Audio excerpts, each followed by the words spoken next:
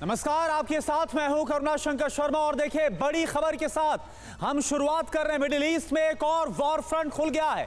Israel ने south Lebanon में भीषण बमबारी कर दी है। इजरायली हमले में हिजबुल्लाह के ठिकाने ध्वस्त हो गए हैं। ये देखिए तस्वीर हम आपको दिखा रहे हैं।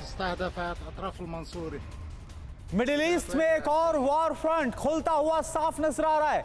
इजराइल की तरफ से साउथ लेबनान में भीषण बमबारी की आप तस्वीरें देखिए।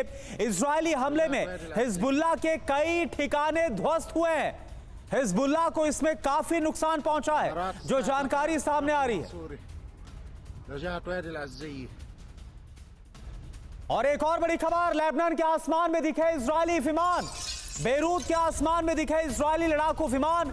नसरल्लाह के भाषण के दौरान उड़ान भरी है, तो इसके बाद से ही हिजबुल्लाह में दहशत है। लेबनान के आसमान में एक बार फिर से इजरायली विमान देखे गए। ये देखिए, ये आपको हम घेरे में दिखा रहे हैं तस्वीरें। बेरूत के आसमान में इजरायली लड़ाकू विमान नजर आए हैं।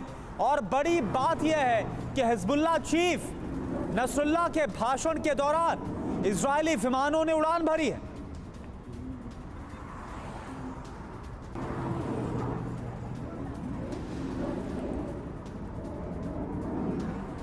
और देखिए, इस खबर पर और ज्यादा जानकारी के लिए हमारे साथ हमारे दो सहयोगी सुमित और मनीष जुड़े हुए हैं। सबसे पहले मैं सुमित आपके पास आना चाहूंगा।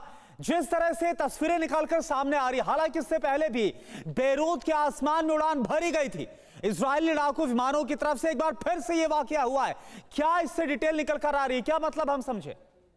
देखिए, मैं आपको बताऊं कि लगातार 2 दिन से जिस तरीके से जो इलेक्ट्रॉनिक डिवाइसेस है, कम्युनिकेशन डिवाइसेस है, उनके ऊपर उनसे अटैक किए जा रहे थे। उसके बाद आज देर शाम इजराइल के अंदर एक बड़ी मीटिंग हुई, जिसमें ना सिर्फ नेतन्याहू समेत बड़े टॉप लीडर्स या फिर टॉप कमांडर्स मौजूद थे आईडीएफ के, जिसमें 4 पॉसिबिलिटीज के ऊपर सबसे ज्यादा डिस्कशन किया गया। पहला ये कि कैसे जो नॉर्थ इलाके से निकाले हुए लोग हैं उनको वापस कैसे लाया जाए, उनको रिहैबिलिटेट कैसे किया जाए। दूसरा ये कि बॉर्डर इलाकों से, साउथ लेबनान से पीछे कैसे हिजबुल्लाह को खदेड़ा जाए। तीसरा ये कि इसके अलावा एक बड़ा एरिया ऐसा बनाया जाए जहां पर लगातार इजराइल की फोर्सेस डिप्लॉय की जाए। और चौथा पॉसिबल सबसे बड़ा कि इसको कंट्रोल वे में ऑपरेशंस को कहां कहां पर चलाया जा सकता है। इन चारों चीजों के बाद, डिस्कशंस के बाद, या फिर आप कह सकते हैं गोहेड के बाद, एक बार फिर से इजराइल ने बड़े हमले करने, एयर स्ट्राइक्स करनी शुरू की हैं, खासतौर पर लेबनान के अंदर, जिसमें ना सिर्फ वो साउथ लेबनान में बल्कि उसके आगे तायरे और उसके अलावा बेरूत के आसपास भी बड़े ऑपरेशंस, एयर स्ट्राइक्स कर रहे हैं। और उनका सीधे तौर पर टारगेट सिर्फ और सिर्फ उनके कमांड कंट्रोल सेंटर्स हैं, जहां से लगातार सुमित क्या ये माना जाए कि अब इजराइल की तरफ से हिजबुल्लाह के खिलाफ फाइटर जेट्स का, लड़ाकू विमानों का इस्तेमाल किया जाना शुरू हो चुका है? क्या ये मानकर हम चलें?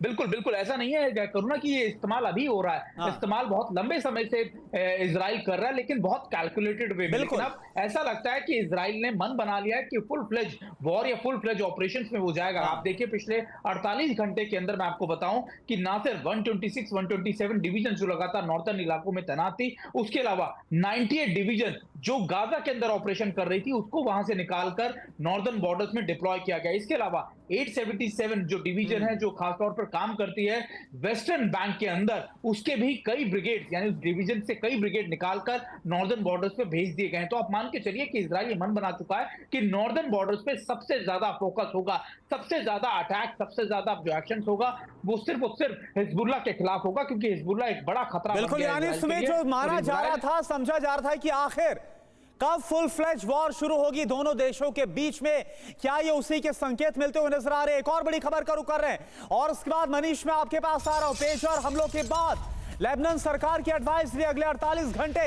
बेहद खतरनाक है। लेबनान सरकार की तरफ से कहा गया, आप ये देखिए, ये बयान हिजबुल्लाह की तरफ से नहीं है, ये बयान है लेबनान की सरकार की तरफ से।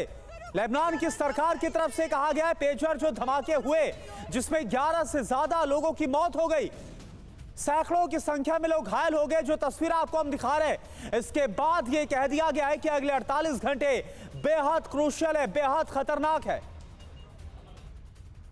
और वहीं आईडीएफ के प्रवक्ता डैनियल हगारी का बड़ा बयान सामने आया है। हिजबुल्लाह के खिलाफ हवाई अभियान शुरू हो गया है, यह आईडीएफ की तरफ से कहा गया। हिजबुल्लाह के ठिकानों को निशाना बनाया जा रहा है। इजरायली डिफेंस फोर्स के प्रवक्ता डैनियल हगारी का यह बड़ा बयान। दक्षिणी लेबनान में भीषण बमबारी कर रहे हैं हम। और मनीष इस वक्त हमारे साथ जुड़े। मनीष, क्या माना जाए, इस एडवाइजरी का क्या मतलब है जिसमें कहा गया है लेबनान सरकार की तरफ से अगले 48 घंटे बहुत अहम, और दूसरी तरफ आईडीएफ के प्रवक्ता की तरफ से कह दिया गया है कि अब हमने हवाई हमले भी शुरू कर दिए हैं, क्या माना जाए? देखिए, लेबनान के विदेश मंत्री ने साफ तौर पर यह बात कहा था कि अब हिजबुल्लाह को शांत रहने के लिए नहीं कहा जा सकता है। मतलब यह है कि हिजबुल्लाह हमला करेगा, और यही तो इजराइल चाहता भी है। इजराइल ने इसके लिए तमाम तरह की प्रोवोक करने की कोशिश की है, क्योंकि नेतन्याहू चाहते हैं कि लेबनान के साथ लड़ाई हो। तो एक बात तो तय है, हिजबुल्लाह बदला लेगा, और इजराइल चाहता है कि वो बदला लेने के लिए जंग में कूदे ताकि जंग शुरू हो। और इजराइल के लिए, या कहें कि इजराइल के प्रधानमंत्री के लिए, ये जंग बहुत जरूरी है।